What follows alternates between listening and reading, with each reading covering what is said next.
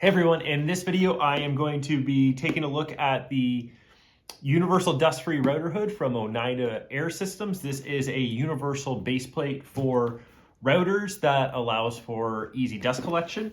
The Bosch routers that I have, so the EVSPK or 1617 EVSPK, it doesn't come with any dust collection capabilities out of the box. There are a couple of accessories that you can buy, one for the fixed base, one for the plunge base.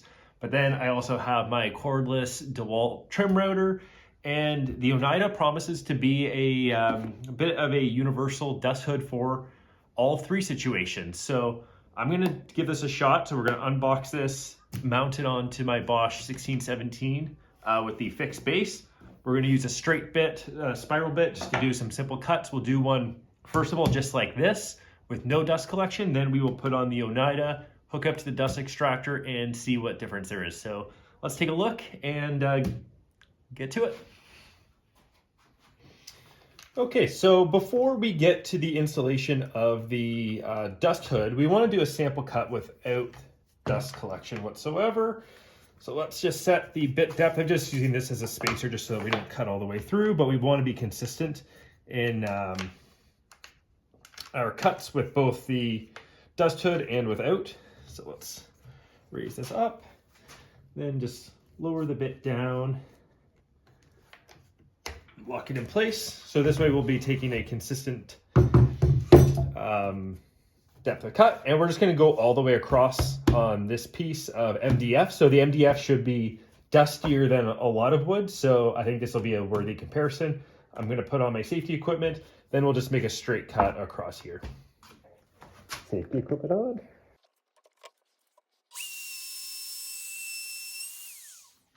Okay, so not only did that make a lot of dust on the workpiece itself, look at this, it also left the router in a bit of a dusty mess.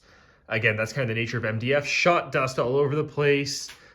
You probably saw it on the video, just kind of going all over. It smells like dust right now, so I'm gonna open up the garage and air it out a little bit. But let's leave this like this for now, and then we'll install the dust hood and do a comparison cut and see if it's any better than this. Okay, so here we have the Oneida Air Systems Universal Dust-Free Router Hood, compatible with a whole bunch of different types. I will put a link to the product, the official product page below, which has a lot of the compatibility. So let's take a look inside. So this was 50 Canadian dollars, so $49.99. I got it from Atlas Tools, and I'm not sure exactly on the price in the US. If I think about it, I'll put it in the just on the video right now. And really, I've heard a lot of great things about it as far as being able to collect dust with a variety of different bases and across different routers. So if you are using a single router brand, you may just want to look at the dust collection opportunities with them. But if you are like me and you have a bigger router or a trim router and you're looking for a dust collection solution for both, then this may be what you're looking for. Also, I'm really hoping that this base works well on the DeWalt trim router, which I will do another video on using this with that. So here we have determining the screw position. So let's take a look at all this stuff first. So we have a plastic base, two plastic bit bases. Okay, so I think it sandwiches together, and there's probably another piece that goes in between. You know what, at first glance when you see what's here, I don't quite know how this is 50 Canadian dollars. It's like a very, I don't know how to explain it. It's nice that it's clear. You get a really good visibility. That's something that I will really like on the router.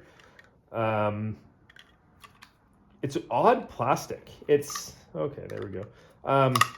It's like very fragile, like it's thick, but like very, it's hard, very hard plastic. So maybe it's pretty well built. Just usually this type of plastic to me feels like something that's going to break. A lot of flex in that. I'm not going to test this on video, but this is for edge routing and basically collecting for those fixed cuts. Got those pieces. We've got, are you happy? We've got basically a printed piece of paper with the instruction manual. Always wear safety glasses, of course.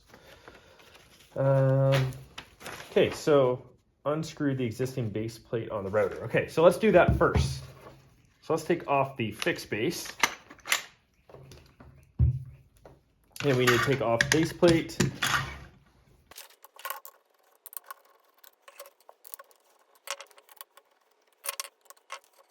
Okay, so base plate off. See a bit of that dusty mess in there. This is actually all MDF material, and I don't think I've used this router much on it. So that might have been from this one cut, maybe one other cut that I've done on video as well.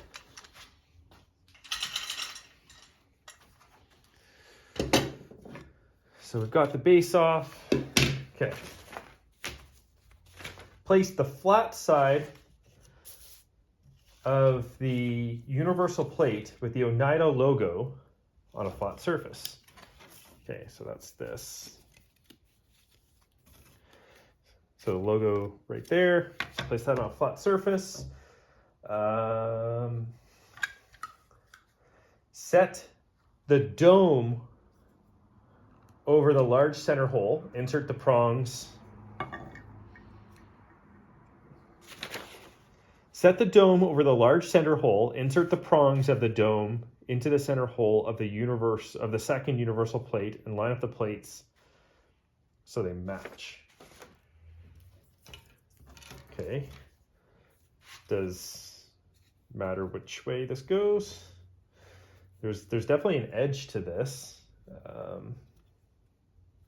Okay, just based on how they have the diagram with this notch, I'm assuming it's like this, and I think that goes like that. And this goes just loosely on there. There's also like a notched area here, but on the other one, oh, there's a notched area as well. Okay, there. So that makes sense. And it does look like it does swivel for hose positioning, or for different types of routers, I mean. Okay.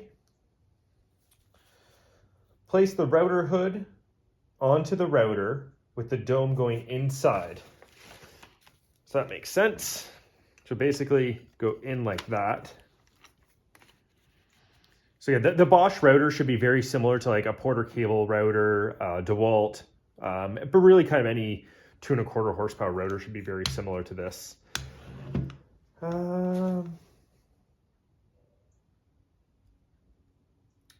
Okay, rotate the base plate so that the holes align with the slots. So it talks a lot about like A and B and C and D and that kind of thing, but there's, and the website did have that because I want to check the compatibility, but there's no, like, so they're noted here, but it doesn't say for what type of router what to use. Like this is, there's no hardware in here, so I'm assuming that I can use the same screws that came with it. Like the documentation's okay, but I do wish that it had the guide as far as like what type of routers use what type of holes, because that table is on the website. I just don't want to go grab my laptop and check that out right now. But let's just flip this over. And it is pretty easy to tell, like to line it up and see, or is it? Okay, I'm gonna go online and I'm just gonna check to see what holes I use with the Bosch router. Again, really wish that was included in the box. It would have just been a simple printout, but yeah, let's go check. Let's just take a quick look at compatibility. So we've got we're going to the Oneida Air website. So we're looking at the dust kits. So this is the one that we have. So $34.95 US. Compatibility documents. Compatibility template. Oh, no, we got this printed out already. Where is it? Fits most. Yeah, let's click on this. Okay, so here we go. So I have the Bosch EVS 1617 EVSPK with fixed base. So that is an A pattern. So yeah, let's just open up this template. So based on this template, let's zoom out. It is these slots. So that's good. And just out of curiosity's sake, so for my for my DeWalt, it'll be the same as the DWP 611, which is A pattern as well. So there we go. So A pattern for both my routers. Your router should be listed here. I really wish they just had this printout, although I know that they probably want to keep it updated over time. But anyways, it would have been a nice insert to have inside the box. But let's get back to it. Okay, so I have confirmed for the Bosch 1617 with the fixed base that we used the A holes. So that's these slots. So let's. Now which ones did we just take it from?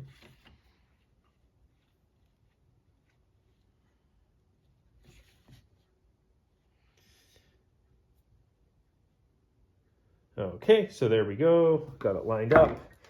And I hope these screws are long enough. I know I do have a whole whack load of screws that work with the router, but we want to make sure that it holds and that it's below the base of the plate, which it is. So just for you to see that. So that is below the base of the plate. So your mileage may vary. Often routers come with more screws than you need. Let's get the other ones in. Okay, so we have the plate mounted. Let's go back to our manual.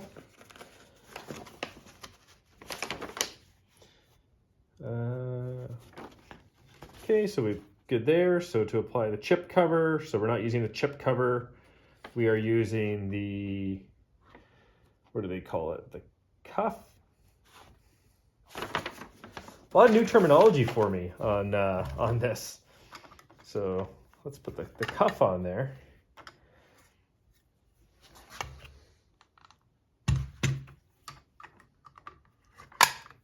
Okay, so that just clicks on. Again,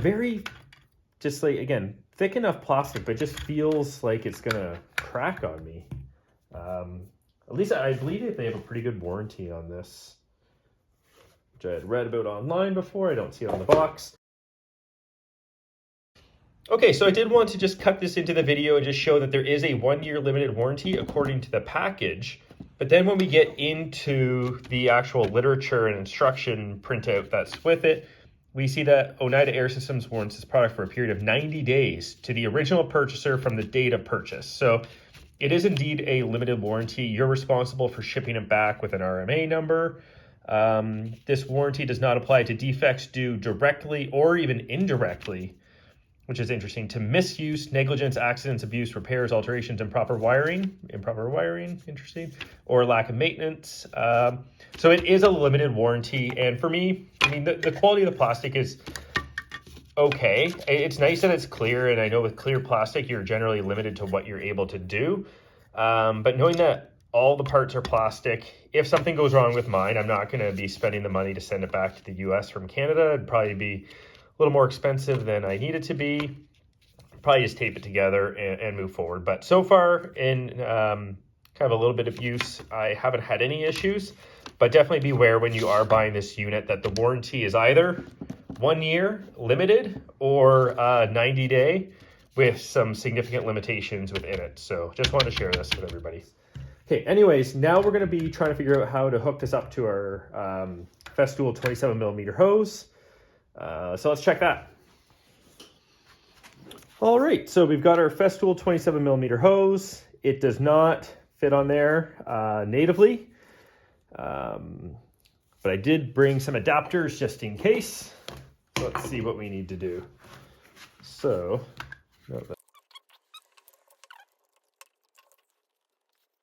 okay, I think we got it.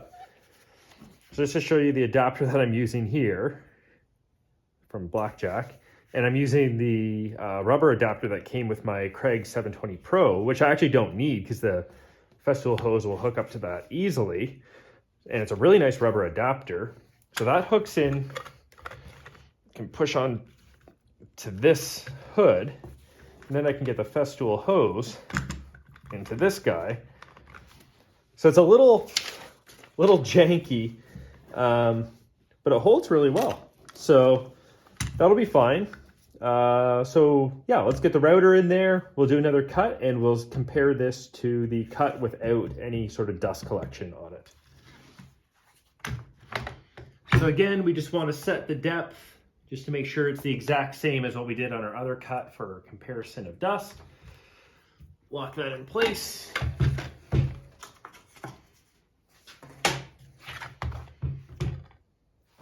Okay, safety equipment on, and I'm going to turn on the dust extractor.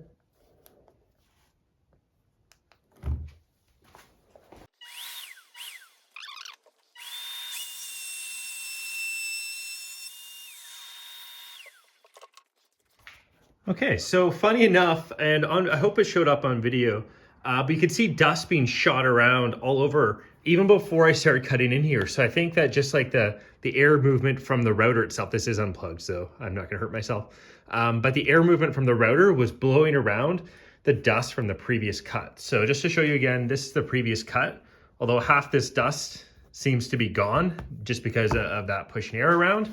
And here's the cut using the dust hood. There is nothing in there. And just to kind of show you, so whole channel of dust, channel of almost no dust. The router itself, so this was pretty dusty when I put it together. A lot of dust is actually sandwiched between the panels, but yeah, it's hard to argue with this shot right here. So this is a pretty impressive amount of dust collection, and while it is a little bit concerning with the build quality, so like the plastic does feel very fragile, it's holding up right now, and if I run into any issues, I'll definitely let you know.